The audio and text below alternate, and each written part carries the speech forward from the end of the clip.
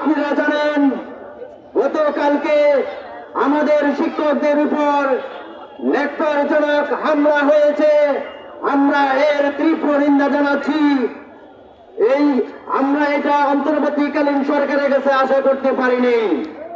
কথা ছিল তারা ক্ষমতা আসার পরে শিক্ষা সংস্কার কমিশন গঠন করবে, কিন্তু তারা সেটা করেনি।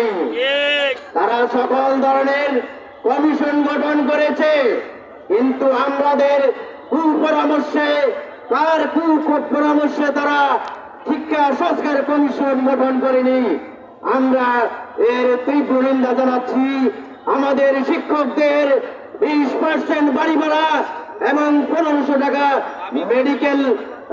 মেডিকেল ভাতা সহ আগামী 12টার মধ্যেই প্রজ্ঞাপন জারি না হলে আমাদের আজিজি স্যারের যেই ঘোষণা ছিল সেই ঘোষণার ভিত্তিতেই আগামীকাল সচিবালয়ের উদ্দেশ্যে লং মার্চে আমরা সবাই যাব, সেখানে শরীর হব, অংশগ্রহণ করব। আমরা রক্ত দিয়েছি, রক্ত আরো দিব, প্রয়োজনে শহীদ হব। তারপরে এই দেশের শিক্ষক সমাজের জন্য কিছু করে রেখে যেতে চাই।